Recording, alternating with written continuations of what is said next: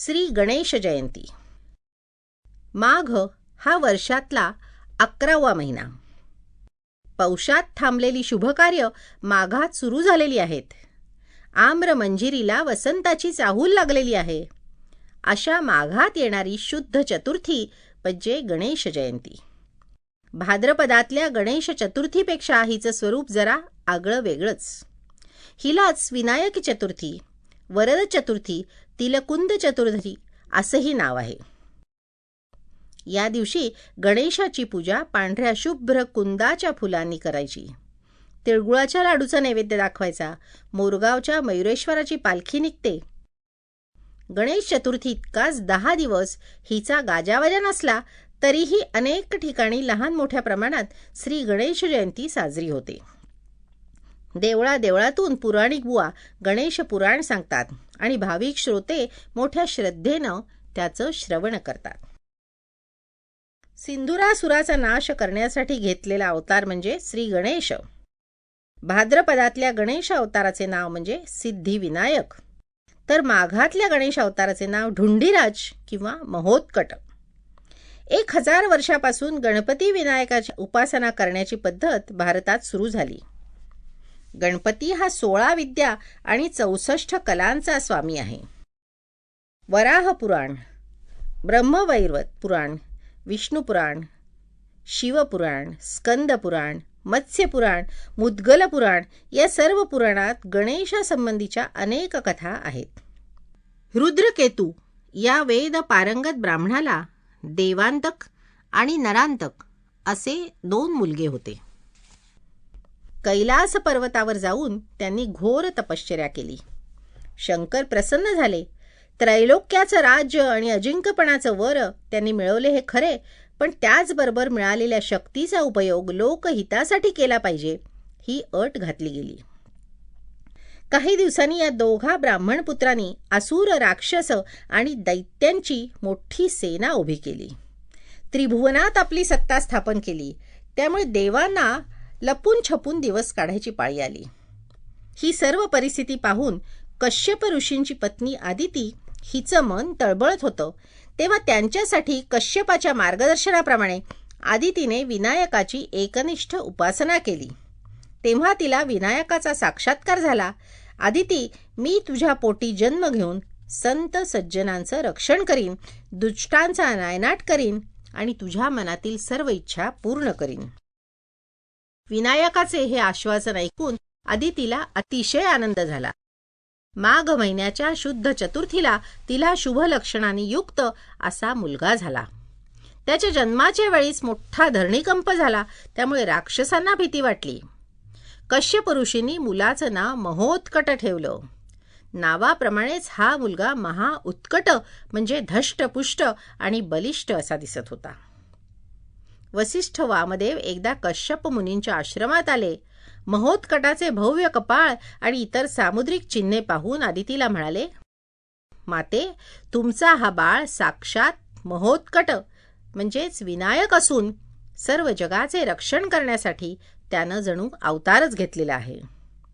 त्यानंतर सर्व आश्रमवासियांच्या समोर त्या थोर ऋषींनी महोत्कटाची पूजा केली आणि त्याने जगाचे रक्षण करावे अशी प्रार्थना केली.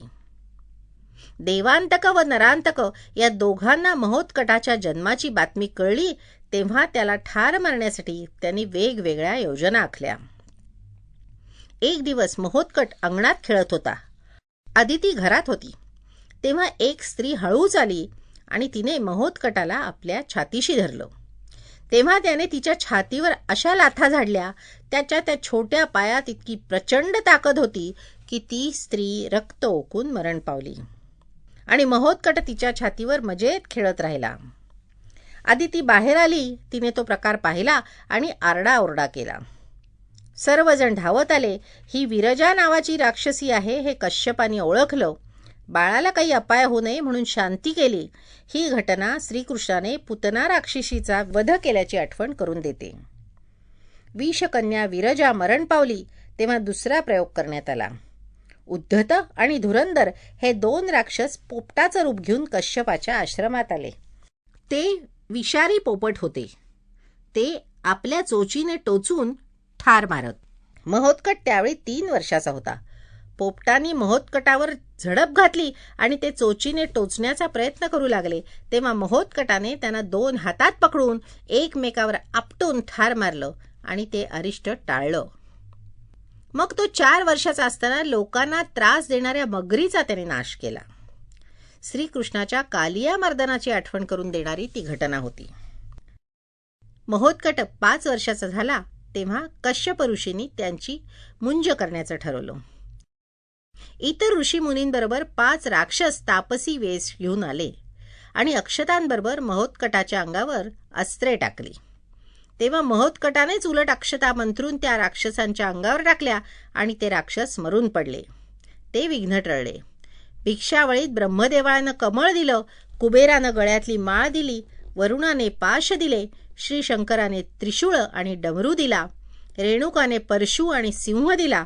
महिषासुराचा वध करण्यासाठी देवीला अशाच प्रकारची शस्त्र सर्व देवांनी दिलेली होती. 2 वर्षात महोत्कटानं सर्व अध्ययन पूर्ण केलं आणि आश्रमाची सर्व जबाबदारी तो यशस्वीपणे सांभाळू लागला. एक दिवस काशीचे महाराज आले. युवराजाच्या विवाहासाठी त्यांनी कश्यपांना आमंत्रण केलं. कश्यप काशीच्या राज्याचे कुलपुरोहित होते. त्यांनी चातुर्मास यागाला सुरुवात केलेली होती. तेव्हा 8 वर्षाच्या महोत्कटाला घेऊन जाण्यास त्यांनी सांगितलं. या सर्वांचा निरोप घेऊन महोत्कट काशी राजाबरोबर निघाला. वाटेतल्या अरण्यात नरांतकाचा काका धूम्राक्ष याचा अधिकार होता. महोत्कटाने रथातूनच धूम्राक्षावर अस्त्र सोडलं. तेव्हा जधन आणि मनु या त्याच्या मुलांनी महोत्कटाला आमच्या स्वाधीन कर असं काशी राजाला सांगितलं. महोत्कटानं त्यांच्यावरही संमोहनास्त्र टाकलं. ही बातमी कळल्यावर नरांतकानं त्याच्यावर सैन्य पाठवलं, पण त्या सर्वांचा पराभव करून सर्वजण काशी नगरात आले. पण तिथेही नरांतक त्यांच्या मागावर होताच. त्याला पकडण्यासाठी आलेल्या विघंट आणि दंतूर या 2 राक्षसांना महोत्कटानं यमसदनाला पाठवलंच. त्याच्याबरोबरच चालून आलेल्या शत्रूच्या हत्तीच्या गंडस्थळावर अंकुशाचा प्रहार केला आणि त्याची मस्ती दूर केली. विषारी तेल लावायला आलेल्या स्त्रीला मुक्ती दिली. राजपुत्राच्या विवाहाचा मुहूर्त ठरवणार तेवढ्यात नरांतकाच्या सैन्यानं काशीराजाच्या सैन्यावर हल्ला केला. महोत्कटाला नरांतकाच्या स्वाधीन करून राज्यावरचं अरिष्ट टाळावं अशा विचाराचे बरेच मंत्री होते. पण महोत्कटाने वीरश्रीयुक्त भाषण करून त्यांना दिलासा दिला आणि त्यांच्यात आत्मविश्वास निर्माण केला. ज्वालासूर, वरुण यांच्यासारखे प्रबळ वीर मृत्युमुखी पडले आणि तात्पुरतं संकट दूर झालं. त्याचवेळी हेमज्योतिर्विद नावाचा ज्योतिषी काशी राज्यात आला. येणारे पुढचे 4 दिवस तुला घातक आहेत, तू माझ्याबरोबर चल, म्हणजे मी माझ्या जादूच्या साह्यानं तुझे प्राण वाचवीन, असं तो सांगू लागला. तेवढ्यात हातातल्या अंगठीनं विनायकानं त्याच्या छातीत एवढ्या जोरानं ठोसा मारला की तो गतप्राण झाला आणि त्याचं खरं स्वरूप उघडं झालं. तो एक भयानक राक्षस होता. त्यानंतर विनायकानं अनेक महापराक्रमी राक्षसांचा पराभव केला. अंबासूर नावाचा राक्षस लढाईत मेला तेव्हा त्याची आई भ्रमरी हिने महोत्कट विनायकाचा वध करण्याची प्रतिज्ञा केली. त्याचप्रमाणे ती विनायकाच्या आईचं रूप घेऊन आली. पण तिचं कपट ओळखून तिच्या गळ्याला गच्च मिठी मारून त्यानं तिचं मूळ स्वरूप प्रकट केलं. ठार मारण्याचे असे अनेक डाव विनायकाने उधळून लावले आणि शेवटी नरांतक आणि देवांतक या दोन्ही भावांशी द्वंद्व खेळून त्यांचंही आयुष्य संपवलं. देवांतक विनायकाच्या डाव्या दाताला लोंबकळला तेव्हा तो दातच मोडून पडला. पुढे त्या मोडक्या दाताचा प्रहार करूनच देवांतकाला त्याने संपवलं. मग मात्र राक्षस सैन्याचा पूर्ण नायनाट होऊन काशी राज्यात शांतता प्रस्थापित झाली. काशी राजाच्या मुलाचा विवाह मोठ्या थाटामाटात साजरा झाला. तेव्हा विनायक परत जायला निघाला. लोक कासावीस झाले. त्यावेळी तुमच्यावर जेव्हा पुढे संकट येईल तेव्हा मी तुमच्या मदतीला येईनच. माझी मूर्ती किंवा चित्र घरात ठेवा, त्या रूपानं मी सदैव तुमच्यातच राहीन, असं विनायकानं त्यांना आश्वासन दिलं. अशा विनायकाला दुःखित अंतःकरणानं काशीवासियांनी निरोप दिला. काशीराजानं विनायकाचं भव्य मंदिर बांधलं आणि प्रतिवर्षी महोत्सव सुरू केला. आश्रमात परत गेल्यानंतर महोत्कट विनायकाने आदिती आणि काश्यप यांच्याकडे दूर जाण्याची अनुज्ञा मागितली. आता त्याचं अवतार कार्य संपलं होतं. त्याला 16 वर्षही झाली नव्हती. तरी त्याने योगमार्गाने देहत्याग केला आणि पुढे कश्यप ऋषींनी आश्रमात विनायकाची मूर्ती स्थापन केली. अशा रीतीने गणपतीच्या प्रमुख 3 अवतारातला पहिला अवतार समाप्त झाला.